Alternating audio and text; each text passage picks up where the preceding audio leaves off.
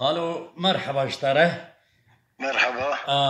خالو بدو امانه سر قرباني هندك او بو ملت زعب تلفونات كدوي زعب بيلجين وزانا او كخالته برا شيخ ابراهيم جارك دنيجي او بك انبياجي الهي او كدو سر قرباني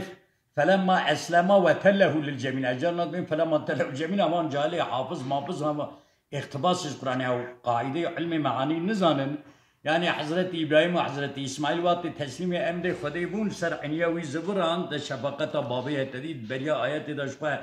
افعل ما تؤمر واتك و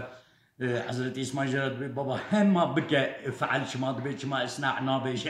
بيشتي ورا واتك و حضرت ابراهيم جرد بيجا اني ارى في المنام اني اذبحك فانظر ماذا ترى فكره وديره هر دو کو تسلیم دبن فلما اسلما وتله للجبين اجا خدا دبی مگازی کر جنت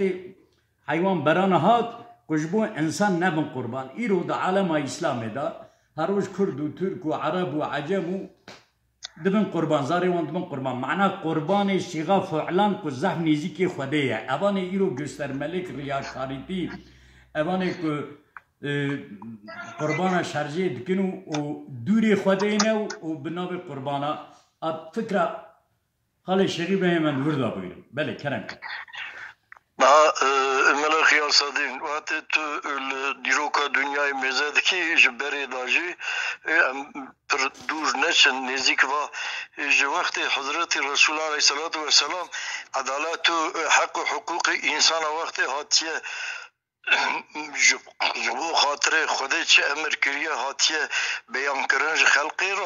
را گوتنه آها بکن مزه کردن اوانا ندکارن دزیه بکن ندکارن فحشتیه بکن ندکارن تشت نجس بکن چهر کردن آن ناتنه مثلا اهلی بیتو تبه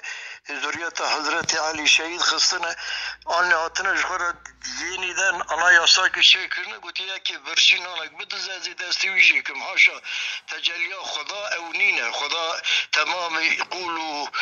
زی روح دنیای گشتک به اراده خدا جیان وان چه ده رزق وانی خدا ده خداش خواج عبد خورا دویشه مثلا من حیری او از القاشی ملاکی فرانی و ملای و از ور او زیده نکار بکنیان به شکلی خدای تعالی دوی از بقول خود دشتان نکارم یک نکارم رزقی وی ندم کیم زیده ایلام رزق دادم وی یک نکارم جو توپراغا خواج خالیا خواج حریا خواه باوشم با من کدرش